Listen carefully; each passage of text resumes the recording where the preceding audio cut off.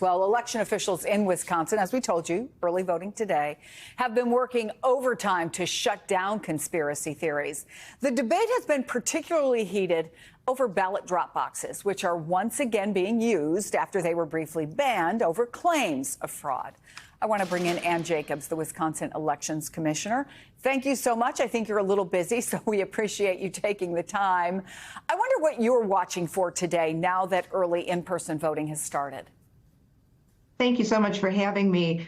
We are watching to see whether or not we're going to have smooth early voting here in Wisconsin, or whether or not there are going to be challenges at the polls to our voters. So far, it's been quiet. I hope it stays that way. Your state elections commission lists 107 drop boxes in use throughout the state right now. There were 500 during the 2020 election. Now, obviously, that was a COVID year, but it still seems like a big drop. What has happened between then and now? And is this big drop tied to challenges brought on by some of these conspiracy theories? To my opinion, it's entirely due to conspiracy theories. There was a movie that was made that claimed that drop boxes were being surreptitiously used to stuff the ballots. It was completely false. Unfortunately, what that meant was a lot of communities decided they didn't want to have drop boxes. I suspect there's more than 107. We don't require clerks to notify us if they're using drop boxes, but that being said, they're the best way to get an absentee ballot back to a clerk. So it's disappointing that communities are choosing not to use them. So help people understand the truth. What do you say to voters who are concerned about whether drop boxes are secure? I tell them that it is the most secure way, short of handing your ballot to your clerk's hands. It goes through, we have guidelines for the Wisconsin Elections Commission for all of the communities in the state on how to make sure they're safe and secure, how to make sure that the chain of custody between the drop box and the clerk occurs. I always tell people, think about how many people touch a piece of mail.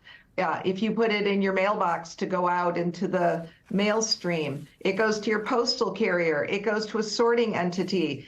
For a lot of the state of Wisconsin, it goes to one of the two major cities, either Minneapolis and Minnesota or to Milwaukee, and then it gets redistributed and redelivered. So drop boxes are just a great, safe way to turn in your absentee ballots, and it's disappointing that conspiracy theorists have caused that to be limited for some voters.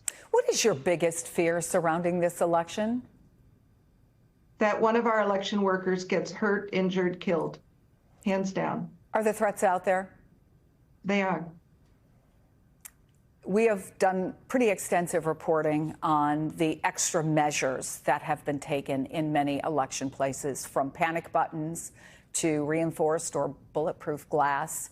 Do you feel confident that you have done at this point and have had the ability to do everything that you think you can to keep your workers safe? We have done so many different outreaches, trainings, assistance to our clerks. Wisconsin's a little different because we administer our elections at the municipal level. So we have 1,850 clerks who each administer their own municipalities' elections. All of those clerks have been provided the resources we can. We've done troubleshooting and tabletop exercises.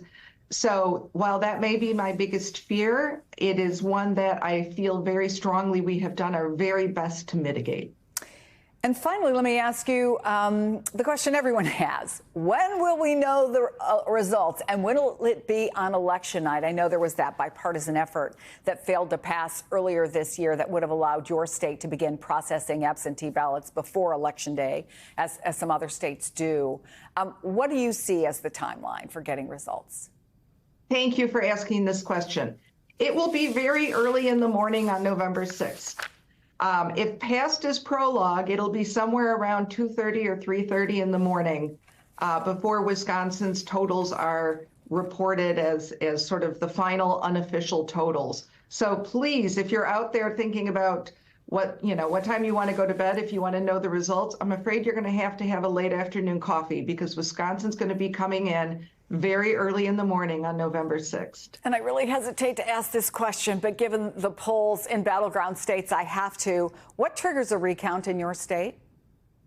A margin of less than 1% The aggrieved candidate has the right to request a recount, providing they paid for it.